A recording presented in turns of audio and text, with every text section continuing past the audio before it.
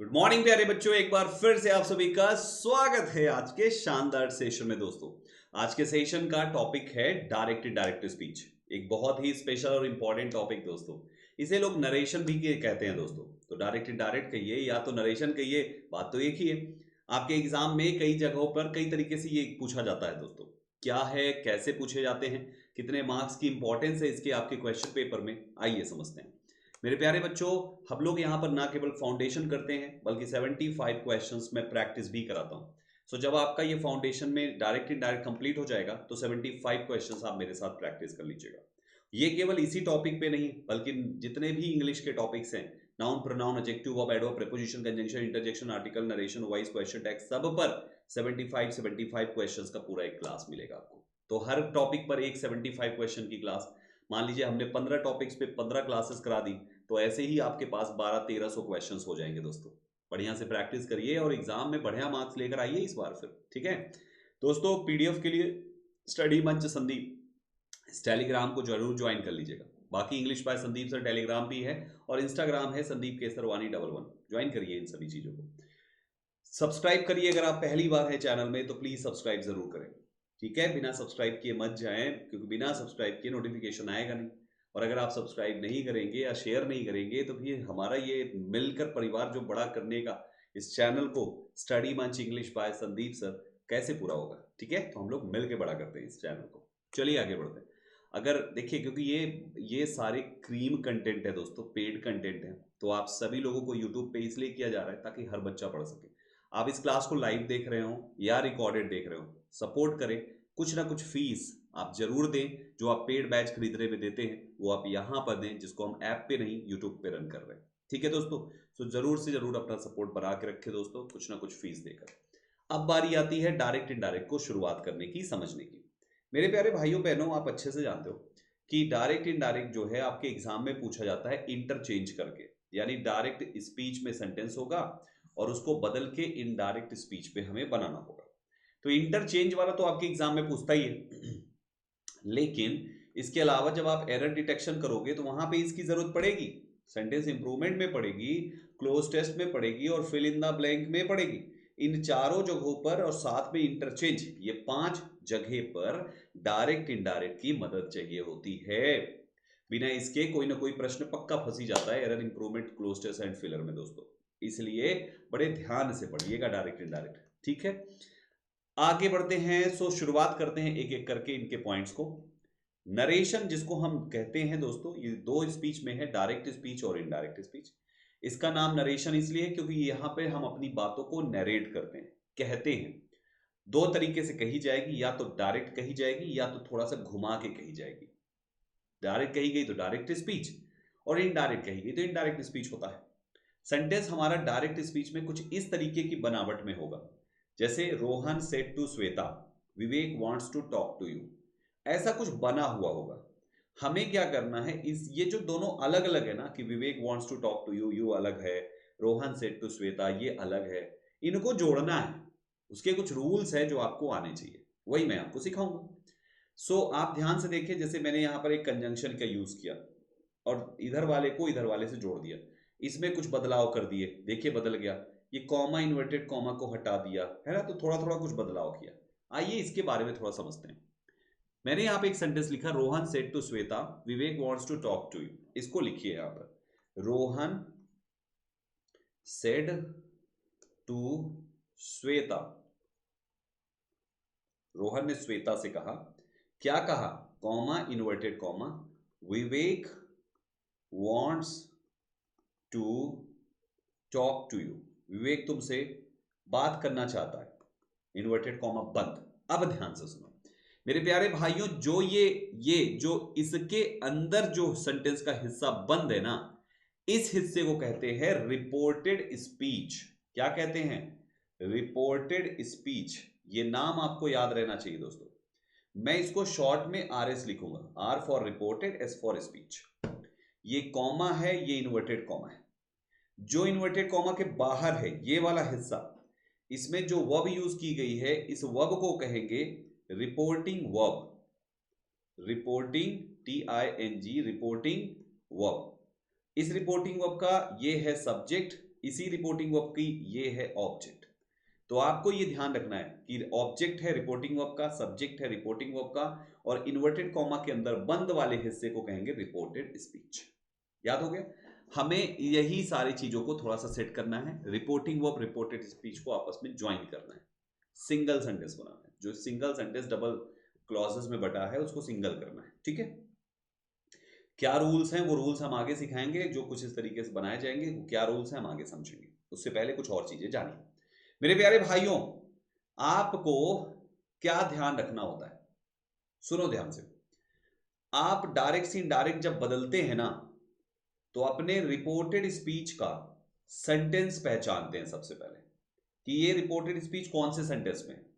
Assertive sentence है, interrogative sentence है, imperative sentence है, एक्सक्लामेटरी है कि ऑप्टेटिव सेंटेंस है। जैसे यहां पर लिखा हुआ है Vivek wants to talk to you, तो ये तुम्हारा असर्टिव सेंटेंस है। अगर सेंटेंस असर्टिव है तो असर्टिव का रूल लगेगा दोस्तों। सेंटेंस अगर आपका इंटरोगेटिव है तो इंटरोगेटिव का लगेगा, इंपेरेटिव है तो इंपेरेटिव का, एक्सक्लामेटरी तो एक्सक्लामेटरी, ऑप्टेटिव का है तो ऑप्टेटिव का लगेगा। तो आपके असर्टिव सेंटेंस में सेंटेंस रिपोर्टेड स्पीच का पहचान के बदलाव करिए। आप एक बार थोड़ा सा और ध्यान दीजिए, थोड़ा सा ध्यान दीजिए। हमें इधर का सेंटेंस पहचानना है। यहां पर आपने देखा कि मैंने एक कंजंक्शन यूज किया, तो आपका रिपोर्टेड स्पीच का सेंटेंस, जो भी सेंटेंस होगा, हर सेंटेंस के हिसाब से एक पर्टिकुलर कंजंक्शन डिसाइड किया गया है जो बीच में लगेगा और दोनों को जोड़ देगा। और दूसरी बात आप ध्यान से देखो, तो मैंने यहां पे सेड टू को टोल्ड किया है, अर्थात हमारी रिपोर्टिंग वर्ब में भी कुछ ना कुछ बदलाव होगा।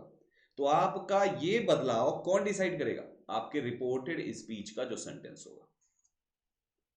बात समझ में आई? रिपोर्टेड स्पीच में अगर असर्टिव है तो असर्टिव के हिसाब से, इंटरोगेटिव, इंपेरेटिव, एक्सक्लेमेटरी, ऑप्टेटिव है तो उनके हिसाब से आपके बीच का कंजंक्शन और आपकी रिपोर्टिंग वर्ब में बदलाव होगा। अच्छा, रिपोर्टिंग वर्ब के हिसाब से भी रिपोर्टेड स्पीच में कुछ बदलाव होते हैं। क्या होते हैं, आइए आगे देखते हैं। तो हम डायरेक्ट से इनडायरेक्ट 5 के 5 सेंटेंस का बनाते हैं दोस्तों। ठीक है मेरे प्यारे भाइयों बहनों, आपके रिपोर्टेड स्पीच में 3 बदलाव होते हैं। सबसे पहला होता है चेंज ऑफ पर्सन। आपके रिपोर्टेड स्पीच में जो प्रोनाउन होंगे ना भाई साहब, उन प्रोनाउन के पर्सन्स में बदलाव होगा। चेंज ऑफ टेंस, टेंस में बदलाव होगा। और change of other parts of speech, कुछ दूसरे स्पेशल पार्ट्स ऑफ स्पीच है उसमें बदलाव होगा। तो ये 3 चीजों में आपके रिपोर्टेड स्पीच में बदलाव होगा। ठीक है, अब आ जाइए समझते हैं एक एक करके। तो सबसे पहले हम समझेंगे चेंज ऑफ पर्सन। इसके लिए प्रोनाउन की ये टेबल याद होनी चाहिए, और आपको मैंने प्रोनाउन चैप्टर तो पढ़ाया ही है, तो टेबल तो मैं ये मान के चल रहा हूं कि आपको याद होगी, है ना भैया। सो आपको पर्सन चेंज करना है। कितने पर्सन होते हैं? फर्स्ट पर्सन, सेकंड पर्सन और थर्ड पर्सन। यानी आपका पूरा प्रोनाउन 3 पर्सन में बटा हुआ है। तो आपको इन पर्सन में कुछ बदलाव करने हैं। जो फॉलो करना है आपको SON अपॉन 1 2 3, ये वाला फॉर्मूला फॉलो करना है। रूल क्या कहता है, फिर से सुनो ध्यान से।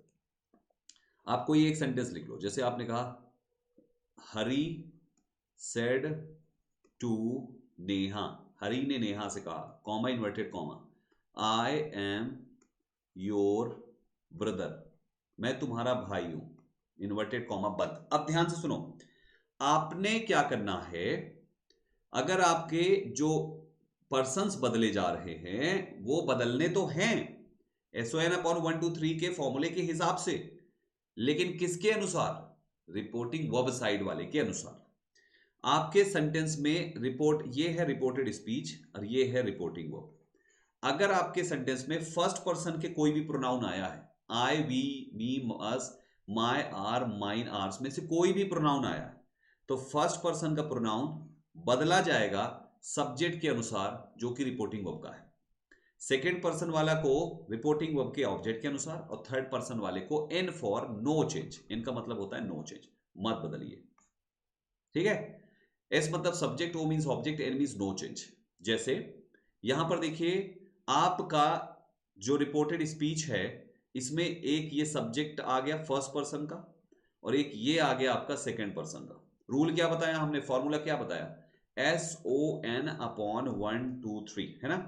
तो फर्स्ट पर्सन सब्जेक्ट के अनुसार, सेकेंड पर्सन ऑब्जेक्ट के अनुसार, third person no change. First person subject के अनुसार, तो प्रोनाउन बदले जाएंगे रिपोर्टेड स्पीच साइड के, लेकिन जिसके अनुसार बदले जाएंगे वो होगा रिपोर्टिंग वेबसाइट का।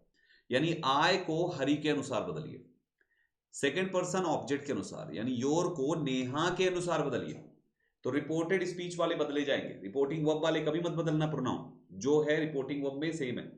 इधर साइड वाले में कोई भी सब्जेक्ट ऑब्जेक्ट नाउन प्रोनाउन कुछ नहीं बदला जाता है, सारा प्रोनाउन इधर वाला बदला जाएगा और इधर वाला प्रोनाउन इधर वाले के हिसाब से बदला जाएगा। तो फर्स्ट पर्सन यानी कि I, me, my, mine, we, us, our, ours में से कोई हो तो उसको इधर वाले के सब्जेक्ट के अनुसार बदल दो। Second person you, your, yours में से कुछ हो तो ऑब्जेक्ट के अनुसार बदल दो।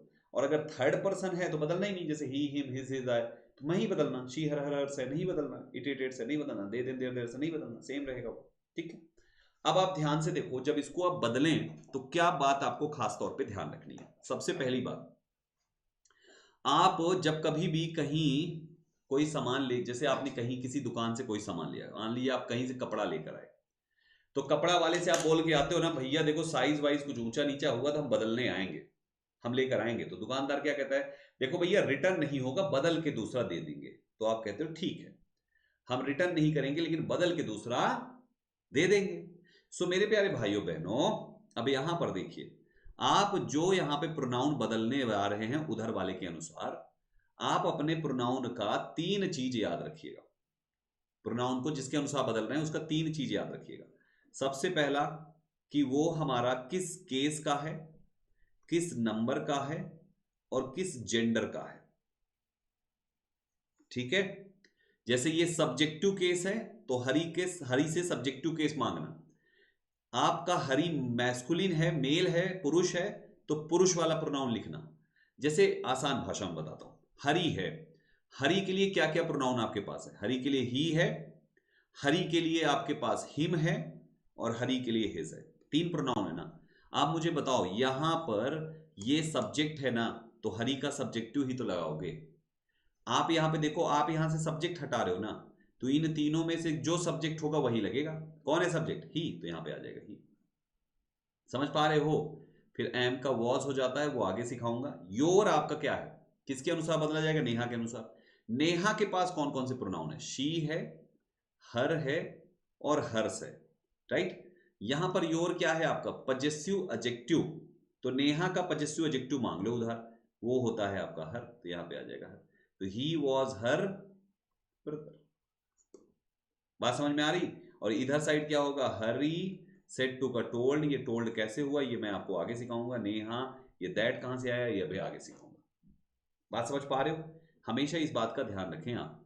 तो आप अपने प्रोनाउन चेंज में इस तरीके से इन चीजों को करना है, ठीक है। SON upon 1 2 3।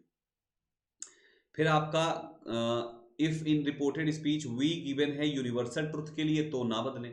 अगर यूनिवर्सल ट्रुथ की बात कर रहा है तो ना बदलें। जैसे we can't live without water, तो ये नहीं कि आप वी को दे बना दीजिए, मत बनाना, मीनिंग बदल जाएगी ना। ये तो यूनिवर्सल ट्रुथ है, कभी नहीं बदलता। हम पानी के बिना नहीं रह सकते हैं, ये बात तो यूनिवर्सल ट्रुथ है, सार्वभौमिक सत्य है। क्या इस लाइन में बदलाव हो सकता है? नहीं। तो क्यों बदलोगे प्रोनाउन, क्यों बदलोगे टेंस? कुछ नहीं बदला जाएगा, यूनिवर्सल ट्रुथ में सेम उतार देते हैं। वी आर सोशल एनिमल, देखो सेम उतार दिया भाई साहब, कुछ नहीं बदला जाएगा। क्यों? क्योंकि ये है सार्वभौमिक सत्य, जिसमें कोई बदलाव नहीं किया जाता। ठीक, बाकी आप हमेशा प्रोनाउन बदल दीजिए। एक और इंपॉर्टेंट पॉइंट बताऊंगा आपको। एक केस और बनेगा कुछ इस तरीके से, जैसे मान लीजिए आपने लिखा Ram said comma inverted comma, you can't live here, you can't live here. Ram ने कहा तुम यहां नहीं रह सकते हो। ठीक है, हमें इसको चेंज करना है। चलो ठीक है, हमने शुरुआत करी राम, हमने सेड लिखा, हमने एक कोई कंजंक्शन लगा दी। ठीक है, अब यू आपको पता है कि ये सेकंड पर्सन है, फॉर्मूला है आपका SON अपॉन 1 2 3, यानी सेकंड को ऑब्जेक्ट के अनुसार बदलना है। जब हम इधर ऑब्जेक्ट खोजने आए तो ऑब्जेक्ट ही नहीं है दोस्तों। ऐसी सिचुएशन में क्या करेंगे आप? जब आपको सेकंड पर्सन बदलना है और ऑब्जेक्ट अब्सेंट हो, तो वहां पर एक काम करिएगा आप, पता है क्या? आप बदलना है सेकंड पर्सन और टोटल पर्सन होते हैं 1 2 3। इसको बदलना है तो ये तो आ नहीं सकता। बचे जो 2 आपके ऑब्जेक्ट्स है ना, 2 आपके पर्सन है ना, उनमें से कोई भी ऑब्जेक्ट उठा के लगा दो। जैसे फर्स्ट पर्सन में मी हो गया, थर्ड पर्सन में हिम और हर होता है इंसानों के लिए। तो आप इन तीन में से कोई भी ऑब्जेक्ट अपने मर्जी से समझ लो और उसके अनुसार यू को बदल के, अगर आप मी सोच रहे हो तो आई लिख दो, हिम सोच रहे हो तो ही लिख दो, और हर सोच रहे हो तो शी लिख दो, क्योंकि आपको पता ही नहीं यहाँ पे जेंडर क्या है। राम ने कहा तो लड़का से कहा, लड़की से कहा, या मुझसे कहा, नहीं पता। तो आई भी हो सकता है, ही भी हो सकता है, शी भी हो सकता है।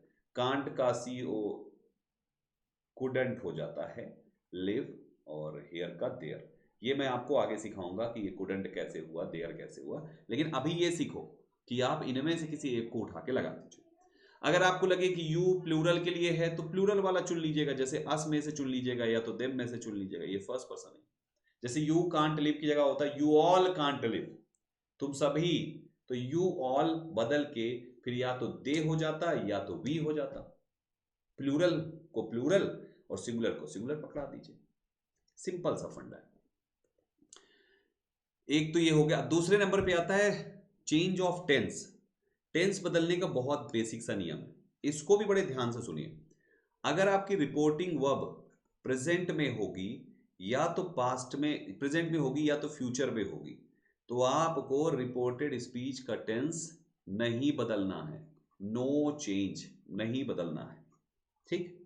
जैसे अगर राम सेड की जगह लिखा हो कहीं पर राम सेज, तो राम सेज होने पर हरी कांट गो देयर, हरी वहां नहीं जा सकता है, कांट गो देयर, हरी वहां नहीं जा सकता है।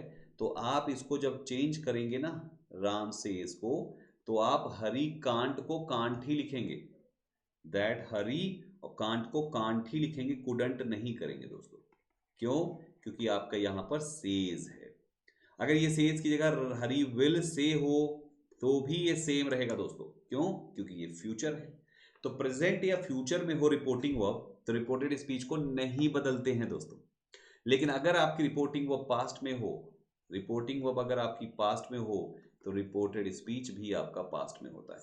आपको ध्यान होगा, मैंने आपको ये बताया था टेंस में कि आप जब कभी भी शुरुआत पास्ट टेंस से करते हो तो आगे भी सब कुछ पास्ट बनाना होता है। वो यही तो है, रिपोर्टिंग पास्ट है तो आगे सब पास्ट है, तो रिपोर्टिंग पास्ट यानी शुरुआत पास्ट, तो आगे सब कुछ पास्ट है, ठीक है। सो हमें हमेशा ध्यान रखना है कि आगे भी हम इस रिपोर्टेड स्पीच पूरा पास्ट बना देते हैं। टर्म्स एंड कंडीशन अप्लाई, वो मैं आगे बताऊंगा अभी कुछ देर में ही कि कब हम नहीं बदलेंगे, बाकी हमेशा ही बदलते हैं। देखो अब बदल के करेंगे किस में बाबू? आपने देखा आपकी रिपोर्टिंग वर्ब है पास्ट टेंस में, ठीक है, डन।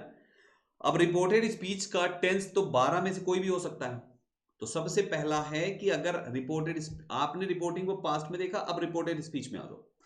अगर रिपोर्टेड स्पीच आपका प्रेजेंट इंडेफिनिट है तो बेटा प्रेजेंट इंडेफिनिट को बदल के पास्ट का इंडेफिनिट करना है, सेम सेम करना है। अगर ये आपका प्रेजेंट का कॉन्टिन्यूअस है तो पास्ट का कॉन्टिन्यूअस कर दीजिए।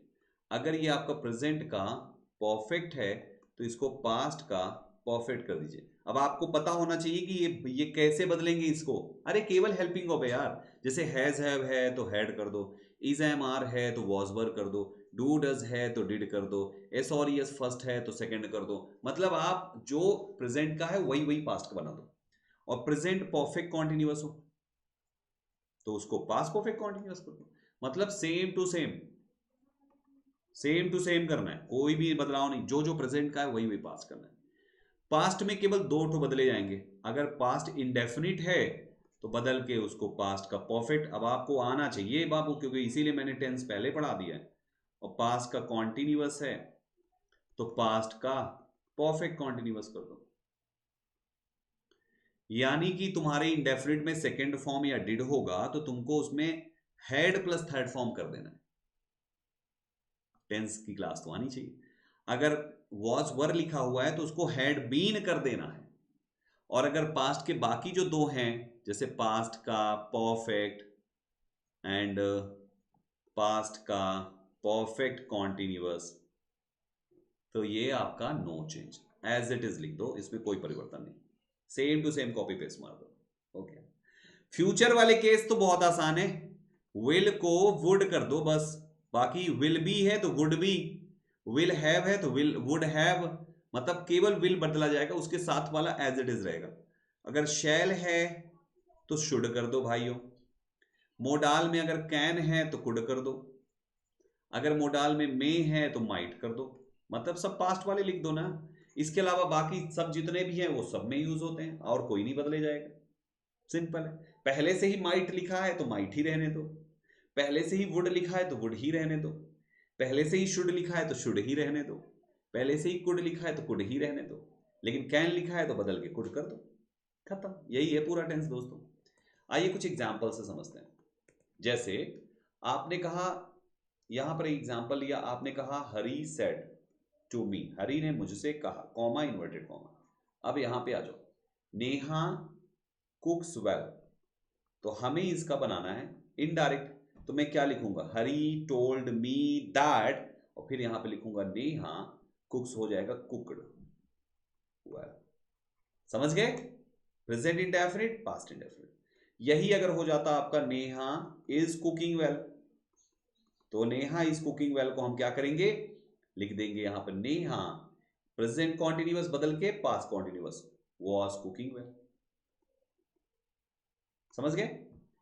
अगर यही होता आपका Neha has cooked well, Neha has cooked, तो आप इसको बना दोगे नेहा हैज का हो जाएगा पास्ट परफेक्ट में हैड कुक्ड वेल, नेहा ने अच्छा खाना बनाया, फुल स्टॉप हो जाता है लास्ट में। अगर यही होता आपका Neha has been cooking well, हाँ, तो आपका ये हो जाएगा आपका Neha had been cooking well. तो जो जो प्रेजेंट का है वही वही पास्ट का करना है, इनडायरेक्ट बन जाएगा आपका, सिंपल। अच्छा, तो प्रेजेंट के चारों बदल गए, अब आ जाओ पास्ट में। मान लीजिए यहां पर सेंटेंस लिखा है Ram said to me, Ram ने मुझसे कहा, कॉमा इन्वर्टेड कॉमा, अब इन्वर्टेड कॉमा में है हरी प्लेड वेल, हरी अच्छा खेला, पहले से ही पास्ट में है, तो आप क्या करोगे, पास्ट इंडेफिनिट पास्ट परफेक्ट में जाएगा, तो हरी हैड प्लेड वेल। अगर ये पास्ट कॉन्टिन्यूअस होता, जैसे हरी वॉज प्लेइंग वेल, तो आप क्या करते यहां पे, हरी हैड बीन प्लेइंग वेल, है ना? याद आ रहा है कुछ? ये क्या है आपका, पास्ट कॉन्टिन्यूअस बदल के पास्ट परफेक्ट में हो जाएगा। और अगर ये हो आपका हरी हैड प्लेड वेल, पहले से ही परफेक्ट है, तो ये नो चेंज है, नो चेंज। और या तो होता हरी हैड बीन प्लेइंग वेल, तो भी ये हमारा नो चेंज ही रहेगा, तो भी ये हमारा नो चेंज रहेगा। क्यों? क्योंकि परफेक्ट और परफेक्ट कॉन्टिन्यूअस नहीं बदला जाता। ठीक है, एक और पॉइंट देख लीजिए, आपने कहा Ram said to me, Ram ने मुझसे कहा, क्या कहा, comma inverted comma, Hari will play well. मैं एक ही टाइप की एग्जांपल्स इसलिए करा रहा हूं ताकि आसानी से समझ में आ जाए।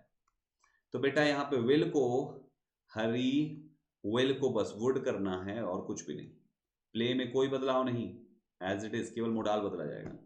अगर यहां पे लिखा होता हरी विल बी प्लेइंग वेल, आपको केवल विल बदलना है, जो मैंने बताया ना वही बस बदलना है, तो विल का आपको वुड कर देना है बस, वुड बी प्लेइंग वेल। समझ गए? विल हैव तो वुड हैव, ऐसी अगर यहां पे विल हैव होता तो ये बदल के वुड हैव हो जाएगा। अगर यहां पर विल हैव बीन होता तो ये बदल के वुड हैव बीन हो जाएगा, केवल विल बदलेगा बस। आप वुड हैव बीन, आपके एग्जाम में एरर होगा वुड हैड बीन, नहीं मोडाल के साथ हैड कभी मत लगाना, गलत हो जाएगा। ठीक है दोस्तों, तो ये आपका तीसरा गेम हो गया, ये आपका चौथा गेम हो गया। पूरे के पूरे टेंसेस में हमें ऐसे बदलाव करने हैं। टेंस बदलने के बाद किन केसेस में टेंस नहीं बदले जाएंगे वो भी जान लीजिए। एक तो बता ही चुका हूं, यूनिवर्सल ट्रुथ में मत बदलना, कोई भी सार्वभौमिक, the sun rises in the east as it is लिखना, द सन राइजेस ही लिखना, राइजेस को रोज मत बता देना, यूनिवर्सल ट्रुथ है। हैबिचुअल फैक्ट्स, जैसे the dogs bark at strangers, कुत्ते अजनबियों पर भौंकते हैं, ये उसकी आदत है भाई, भौंकेगा ही भौंकेगा, तो आप इसको द डॉग्स बार्क्स ही लिखना, बार्क्ड मत कर देना। पास्ट हिस्टोरिकल फैक्ट्स, जैसे इंडिया गॉट फ्रीडम इन 1947, देश को आज़ादी 1947 में मिली, तो भैया इंडिया गॉट ही लिखना, ये नहीं कि इसको पास्ट इंडेफिनिट को बदल के परफेक्ट बना दो, गलत हो जाएगा। ट्रू स्टेटमेंट, भाई जैसे आपने कहा where there is will there is way, honesty is the best policy, ये सब जो कहावतें होती हैं ना, इनको भी एज इट इज ही रखते हैं, इनके टेंस में कोई बदलाव नहीं होते। तो इनका टेंस जो होता है वो नो चेंज होता। मैंने एग्जाम्पल्स लिखे नहीं लेकिन बोल दिए हैं सबके, आप सब बना लीजिएगा, एग्जाम्पल्स लिख डालिएगा इन सारे पॉइंट्स को। Got it? टेंस बदलने के बाद आपका तीसरा रूल क्या था? 3 रूल बताए थे ना, कॉमन रूल में 3 आते हैं। तीसरा कॉमन रूल था कि change of other parts of speech, दूसरे पार्ट्स ऑफ स्पीच का कैसा बदलाव होता है। ये है आपके दूसरे पार्ट्स ऑफ स्पीच। अगर आपके डायरेक्ट स्पीच में दिस लिखा है तो दैट कर दो, दीज लिखा है तो दोज कर दो, हेयर लिखा है तो देयर कर दो, नाउ लिखा है तो देन कर दो, दस लिखा है तो सो कर दो, टुडे है तो दैट डे, हेंस है तो देंस कर दो, टू नाइट है तो दैट नाइट कर दो, टुमारो के लिए द नेक्स्ट डे या द फॉलोइंग डे, स्टडे के लिए द प्रीवियस, क्योंकि स्टडे बीता हुआ होता है, प्रीवियस होता है तो प्रीवियस डे या द डे बिफोर में है, लास्ट वीक का द प्रीवियस वीक या the week before, last year का the previous year the year before, next आने वाला है तो फॉलोइंग वीक है, नेक्स्ट डे तो फॉलोइंग डे, कम का गो हो जाएगा, अ ईयर एगो का अ ईयर बिफोर हो जाएगा, द डे बिफोर स्टडी का होता है 2 days बिफोर, और डे आफ्टर टुमारो का होता है 2 days इन 2 days टाइम, 2 दिन के समय में। ठीक है, तो मतलब इन शब्दों को बदलना है, ये इधर वाले लिखे होंगे तो इनडायरेक्ट में आपको इधर वाला करना है, और सेंटेंस इनडायरेक्ट से डायरेक्ट में बनाने को आएगा तो इधर वाला लिखा होगा उसको बदल के इधर वाला करना है। जो नियम डायरेक्ट से इनडायरेक्ट का है उसका ठीक उल्टा पलट दो, उल्टे पांव चले आओ, वो आपका इनडायरेक्ट से डायरेक्ट का हो जाएगा। ठीक, अभी आपको मैंने एग्जांपल दिया था, आपने ध्यान दिया हो शायद, कहां पे दिया था, हेयर, देखिए ना हेयर, तो मैंने हेयर का यहां पे देखिए देयर लिखा हुआ था, है ना, तो ये एग्जांपल्स को वहां पे आप मैच कर लीजिए। ठीक है, अब आ जाइए, एक असर्टिव सेंटेंस आज पढ़ लेते हैं और बाकी सेंटेंसेस हम बाकी की 2 क्लासेस में पढ़ेंगे। ठीक, और अभी जो 3 कॉमन रूल्स बताए हैं ना वो उन सारे सेंटेंसेस में अप्लाई होगा। ठीक है, अब आ जाओ, देखो बड़े ध्यान से मेरे बाबू, आपने देखा कि आपका असर्टिव सेंटेंस में है आपका रिपोर्टेड स्पीच, तो अपनी रिपोर्टिंग वर्ब के से टू को टेल में बदल दीजिए। अगर ये एस फॉर्म में है तो टेल भी एस फॉर्म में हो जाएगा, और अगर ये पास फॉर्म में है तो ये टेल भी पास फॉर्म में हो जाएगा, टोल्ड हो जाएगा। तो पहले आप क्या किए, रिपोर्टिंग वर्ब को बदलें, फिर कॉमा इन्वर्टेड कॉमा को हटाना है और बीच में एक कंजंक्शन लगाना है दैट। 2 ही काम तो किया हमने, पहले एक रिपोर्टिंग वर्ब को बदल दिया, ठीक, बीच में कंजंक्शन दैट लगा दिया। अब बाकी सारा बदलाव आपके रिपोर्टेड स्पीच में है। क्या क्या बदलाव है, रिपोर्टेड स्पीच का टेंस बदलाव है, रिपोर्टेड स्पीच का प्रोनाउन वाले पर्सन का बदलाव है, और रिपोर्टेड स्पीच का वो जो स्पेशल वर्ड्स हैं वो बदलाव है। मतलब रिपोर्टिंग वर्ब से रिपोर्टेड स्पीच को टच करते करते में 2 ही चीज बदला है। आपने देखा असर्टिव है तो बस रिपोर्टिंग वर्ब बदल लीजिए और कंजंक्शन लगा दीजिए दैट, खत्म, बाकी सब आगे झेलने दीजिए। ठीक, जैसे एक एग्जांपल, हालांकि बहुत सारे एग्जांपल्स दिए हूं लेकिन फिर भी एक एग्जांपल लीजिए। हमने कहा Ram said comma inverted comma Neha is going to market, Neha market जा रही है, हमें इस सेंटेंस को बदलना है, इन्वर्टेड कॉमा बंद, तो हम लिखेंगे सबसे पहले राम, अगर केवल सेड लिखा है तो सेड ही लिखना, जब सेड टू ऑब्जेक्ट होगा, सेड टू प्लस ऑब्जेक्ट होगा तब आपका ये सेड टू बदल के टोल्ड होगा, अगर नहीं है तो नहीं होगा, केवल सेड का सेड आ जाएगा। फिर दैट लिखा, नेहा का नेहा लिख दिया, इज बदल के वॉज हो जाएगा, गोइंग टू मार्केट, यानी present continuous change into past continuous. Simple, आसान है ना।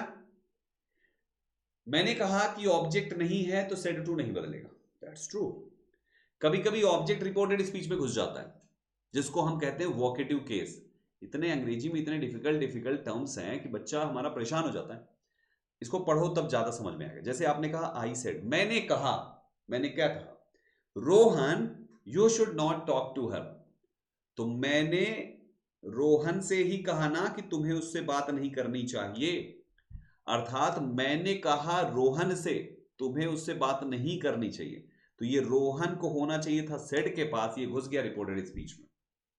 लेकिन जब आप इसका इनडायरेक्ट बनाएंगे ना तो आप उसको इधर खींच के लाएंगे। अब जब रोहन को इधर लेकर आएंगे तो आपको सेड पर एक ऑब्जेक्ट मिल गया ना, जैसे ही ऑब्जेक्ट मिलेगा सेड बदल के टोल्ड हो जाएगा। तो ये देखो टोल्ड हो गया, आई टोल्ड रोहन। अब दैट लगाओ, आगे वाला बदलना आप अच्छे से जानते हैं, यू बदल के रोहन के हिसाब से ही शुड नहीं बदलेगा, नॉट नहीं बदलेगा, टॉक टू हर सेम रहेगा क्योंकि हर थर्ड पर्सन। समझ गए ना? तो हमारा ऑब्जेक्ट अगर रिपोर्टेड स्पीच के साथ चला गया है तो इनडायरेक्ट में उसको घसीट के लाओ इधर और रिपोर्टिंग वर्ब के बगल में लगाओ। ठीक है?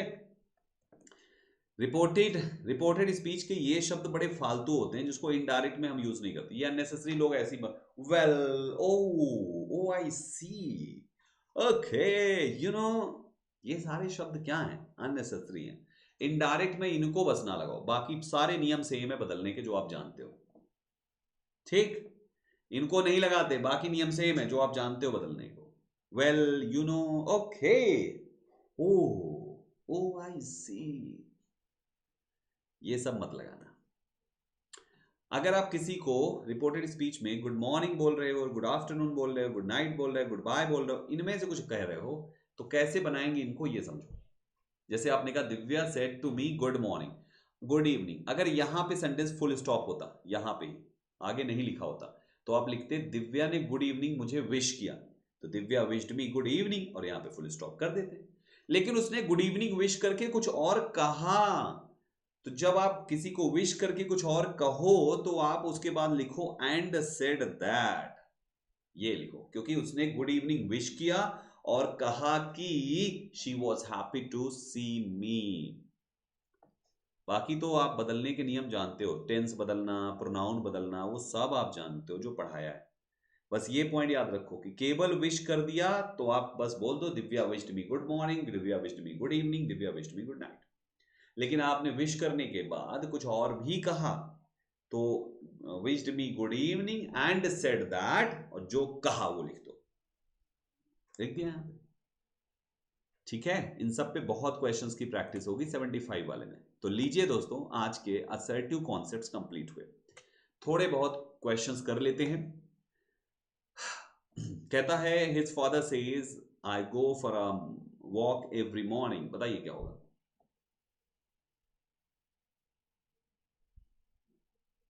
2 सेकंड का जवाब है।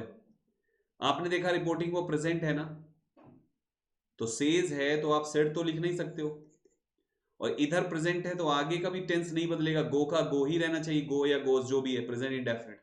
आप देखो यहां पे वेंट लिख दिया, 3 ऑप्शंस कट गए, एक ही ऑप्शन बचा। लगा ना आसान? दूसरा सवाल, her brother said she wants to take up a job while her husband wants her to look after the family। वो एक नौकरी चाहती है जबकि उसका हस्बैंड चाहता है परिवार देखे। क्या होना चाहिए? आप देखो आपका रिपोर्टिंग वो पास्ट में है, तो ये wants and her husband wants, ये दोनों वांट्स आपके वांटेड हो जाएंगे। यहां पे वांटेड है, यहां पे वांट्स है, काट दीजिए, और कहीं पे वांट्स है, यहां पे भी नहीं बदला आपने, ये भी काट दीजिए। इसमें देखिए ये वांटेड है, ये भी वांटेड है, दोनों है। इस पे देखिए ये क्या लिखा हुआ है, दो वगैरह कहां से पा गए आप? सही जवाब है ऑप्शन नंबर सी। ये सब कहां से पा गए? ये सब की तो जरूरत ही नहीं है, यहाँ पे कहां से पा गए? ये भी काट दीजिए, केवल एक आंसर सही, ऑप्शन सी। क्योंकि जब आपका रिपोर्टिंग वो पास्ट है तो आगे सब पास्ट होगा, इसको भी पास्ट बनाओ, इसको भी पास्ट बनाओ, तो वांट्स वांट्स वांटेड वांटेड हो गया। पूरा सेंटेंस पढ़ने की जरूरत ही नहीं है यार, काम भर का पढ़ो, काम चला लो, एक और सेंटेंस कर लो, बाकी होमवर्क में दे दूंगा मैं। ठीक है? I will make for you the best breakfast you have ever had, said her sister. आप एक चीज ध्यान से देखो, इन्वर्टेड कॉमा शुरुआत में लगा दिया इन्होंने, यानी आपकी रिपोर्टेड स्पीच पहले आ गई, रिपोर्टिंग वो बाद में आ रही है। ये डायरेक्ट में हो सकता है, लेकिन इनडायरेक्ट जब बनाओगे तो इनडायरेक्ट स्पीच में हमेशा रिपोर्टिंग वर्ब से ही शुरुआत होगी, रिपोर्टिंग वर्ब ही हमेशा शुरू करेगा दोस्तों। इसलिए सेड हर सिस्टर वाला हिस्सा ही पहले लिखा जाएगा। हिज सिस्टर सेड, मैंने क्या बोला, टोल्ड तब करेंगे आप जब आपके पास कोई ऑब्जेक्ट हो, कोई ऑब्जेक्ट नहीं तो टोल्ड गलत, ये टोल्ड हिम हो सकता है, यहां भी कोई ऑब्जेक्ट नहीं, गलत। टेल्स, ये टेल्स कहां से लिख दिया? आपका टेंस तो पास्ट है तो ये भी गलत, एक काटा, दो काटा, तीन काटा, बचा कौन सा? ऐसे ही आपको करने हैं बाकी के क्वेश्चंस जो यहां पे लगे हुए हैं। तो टोटल 9 क्वेश्चंस हैं दोस्तों, 3 करा दिए, 6 आपके लिए होमवर्क है, पीडीएफ से डाउनलोड करके करें, आराम से इसको करें, ठीक है दोस्तों। डायरेक्ट से इनडायरेक्ट स्पीच के 75 क्वेश्चंस की प्रैक्टिस कराऊंगा मैं, तो आप इसका हिस्सा जरूर बनिएगा। मई के फर्स्ट वीक में इसका नंबर आएगा, मई के पहले वीक सुबह 8 बजे हम लोग इसको प्रैक्टिस करेंगे, ठीक है। डेट कब की है उसके लिए आप हमारे चैनल से जुड़े रहें और चेक करते रहें दोस्तों कि किस डेट को हमने इसका लगाया है। बाकी हर टॉपिक पे 75 में कराने वाला हूं। मेरे प्यारे भाइयों बहनों, आप अगर कुछ फीस वगैरह कंट्रीब्यूट कर सकते हैं सपोर्ट में तो बेहतर होगा। लाइव देखें या रिकॉर्डेड देखें, कुछ ना कुछ गुरु दक्षिणा जरूर दे दीजिए अगर आपको यहाँ से कुछ सीखने को मिल रहा है तो, ठीक है। और अपने साथियों के साथ भी शेयर करिए, जो फीस दे सकते हैं वो फीस दे दे, जो नहीं दे सकते वो फ्री में पढ़ लें, लेकिन पढ़े हर बच्चा दोस्तों और आगे बढ़े हर बच्चा। स्टडी मंच संदीप टेलीग्राम ज्वाइन करें, English by Sandeep sir Telegram join करें, और इंस्टाग्राम संदीप केसरवानी 11 ज्वाइन करें। थैंक यू वेरी मच प्यारे बच्चों फॉर ज्वाइनिंग दिस सेशन। पहली बार है तो चैनल को सब्सक्राइब करके जाइए, बेल आइकन दबाइए, कमेंट में बताइए कैसी लगी क्लास, और अच्छी लगी तो लाइक करके कम से कम 20 लोगों को आगे फॉरवर्ड कर दीजिए, ठीक है। थैंक यू वेरी मच बच्चे, thank you very much for joining this session. See you in the next class. Jai Hind दोस्तों।